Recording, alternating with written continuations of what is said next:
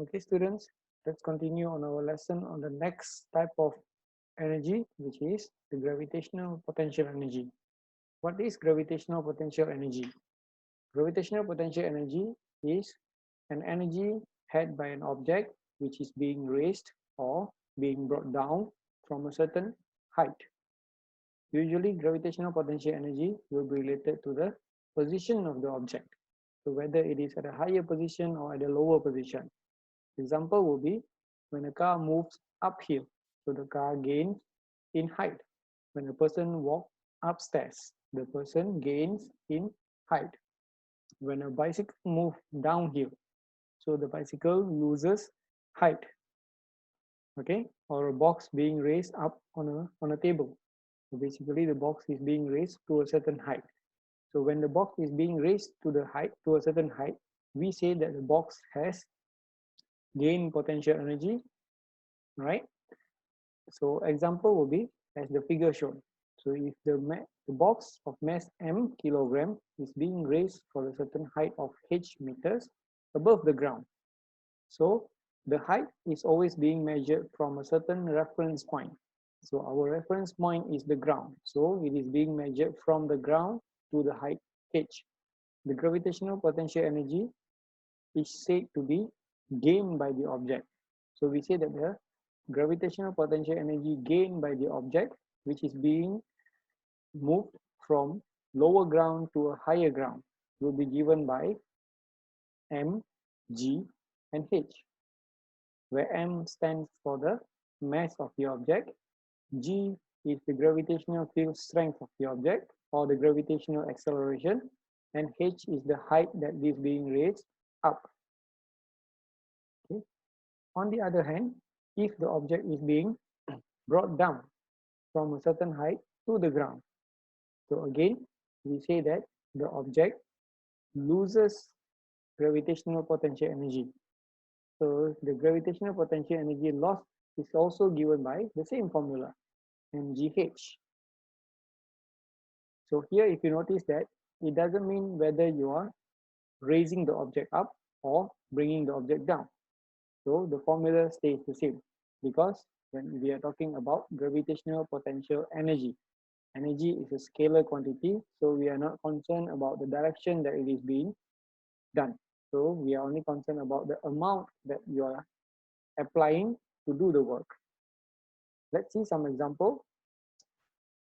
Let's say a football player throws a ball with a mass m 0.34 kilogram. What is the gravitational potential energy of the ball when it is at 5 meters above the ground? So in this situation, a person throws a ball and the ball gains in height.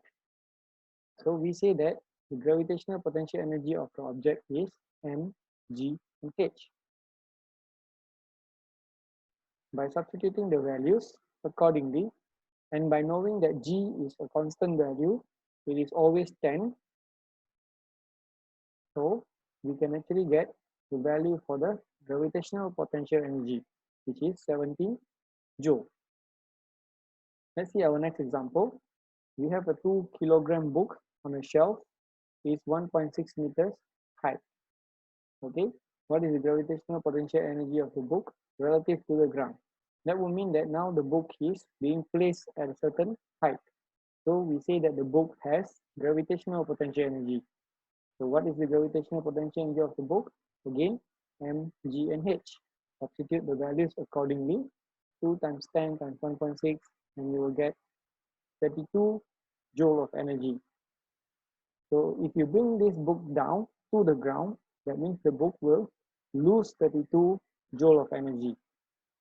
If you keep it up at 1.6 meters high, if it is just being placed on that height and not moved anywhere, the energy will remain there. That is the meaning of the gravitational potential energy. Okay, in my next example, I will relate the kinetic energy and the gravitational potential energy together. As we know that from the principle of conservation of energy, energy can be transformed from one to another form. So our next example will cover on that. So a cyclist and his bicycle has a mass of 70 kilograms.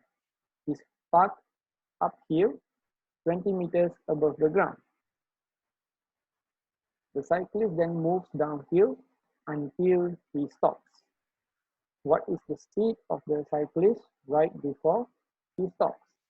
So in this question, okay, we know that the cyclist is stopped at a certain height, which is 20 meters above the ground, and the cyclist has a mass of 70 kilograms with his bicycle.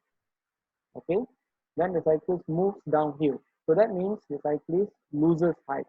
So when the object loses height, we say the object loses gravitational potential energy. So this energy cannot be lost just to the surrounding. So it must be converted into another form. So the cyclist moves downhill. That means the gravitational potential energy is being converted into